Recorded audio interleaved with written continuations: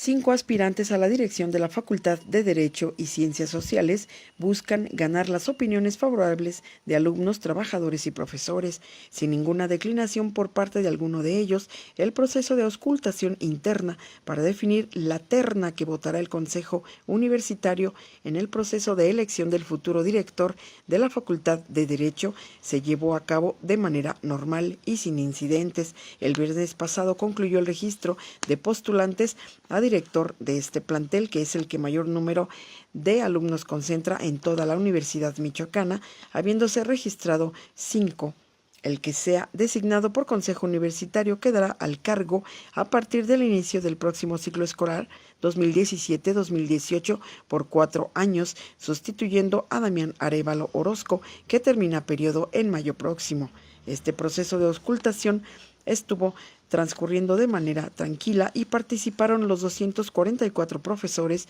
72 empleados y 7,000 estudiantes. Es así que de entre Jesús Santillán, Jesús Rodríguez Morelos, Ricardo Villagómez, Héctor Chávez Gutiérrez y Miguel Ángel Medina se tendrá la elección del próximo director de la Facultad de Derecho. Héctor Chávez Gutiérrez, se dice, cuenta con todo el apoyo de la cargada, es decir, del propio director Damián Arévalo y de Gil Arturo del Rey Ramírez, exdirector, expresidente del Tribunal Universitario y ahora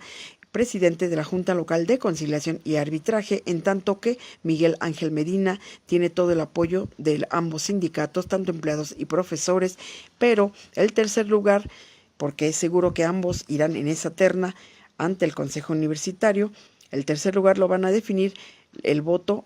o la opinión de los estudiantes que surja de este proceso de auscultación.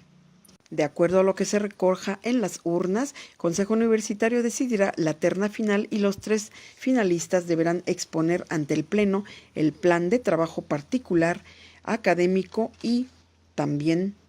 sus lineamientos, y de manera privada los consejeros mediante voto decidirán quién queda electo al cargo.